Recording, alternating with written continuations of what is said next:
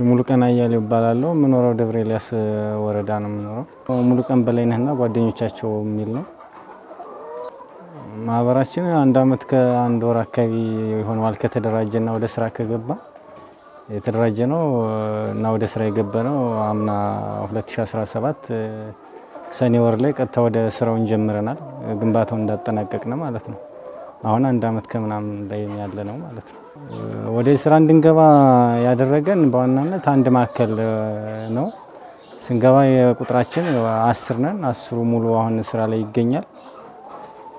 በእነሱ አማካኝነት ወደ ስራው ይገባል ማለት ነው።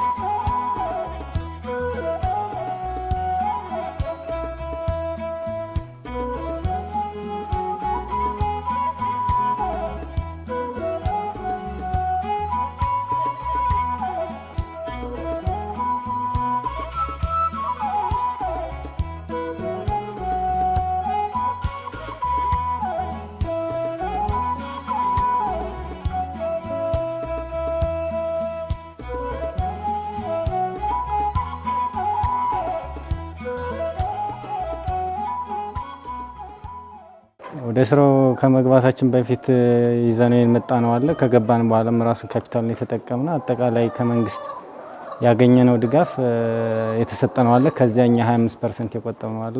በካፒታል ደረጃ ከተባለ ደግሞ 1.3 አካባቢ የሚሆን የነሱ አለ የአንድ ማዕከል ማለት ነው፣ ወይም የመንግስት አካል የተደገፈልን የዚያን 25% እኛ 450 ገዳማ ከፍለናል። አጠቃላይ ወደ 1.8 የሚሆን ይዘን የገባነው ወደ ስራ ማለት ነው። አሁን በዋናነት የኛ ብር ወደ ስራ የገባ ልክ ቤቱ ተገንብቶ ደሮ ግዥ ሲጀመር ነው። ከዛ በፊት ያለው ከእያንዳንዱ ቤቱን ለመስራት ከሚያስፈልጉ ማቴሪያሎች ጀምሮ ከመንግስት ተሰጥቶን የነበረው ብር ነው። አጠቃላይ እንትን የተባለ ኦልሞስት ዜሮ እስኪባል ድረስ ተጠቅመንበታል፣ ሁሉንም ብር ማለት ነው። ያ ማለት በአይነት ነው ሁሉንም ያገኘ ነው። ዶሮ ራሱን የቻለ የፈጀው ካፒታል አለ። ቤቱ ራሱን የቻለ አለ። እያንዳንዱ ቤቱን ለመገንባት እንጨት፣ ድንጋይ፣ አሸዋ፣ እነዚህ መሰረተ ልማት የሚባሉ እነዚህ ብዙ እንትን ወስደዋል። የራሳቸው የወሰዱት ካፒታል መጠን አለ። እንዳጠቃላይ ግን 1.8 ዜሮ እስኪሆን ድረስ እዚህ ጋር ውሏል ማለት ነው። እዚህ ከገባን በኋላ ከበፊቱ እንትን በተሻለ ሁኔታ አለን። ማለትም ሁሉም ወደ ስራ ሲገባ ስራ ጥፉኑና ሁሉም ትምህርቱን አጠናቆ የተቀመጠ ነው፣ በራሴን ጨምሮ ማለት ነው። ይሄን ከተደራጀን በኋላ ቢያንስ ራሳችን መመገብና አልፎም ሌላ ስራም እንደዚህ ለሰው መትረፍ የምንችልበት ገብቶ ራሳችንን አውለናል። እንዳጠቃላይ በፊት ከነበርንበት ስታንዳርድ አሁን ያለንበት የኑሮ ሁኔታ የተሻለ ነው። እዚህ ዶሮ ከገባን በኋላ ራሳችንን ማዋል ችለናል ማለት ነው።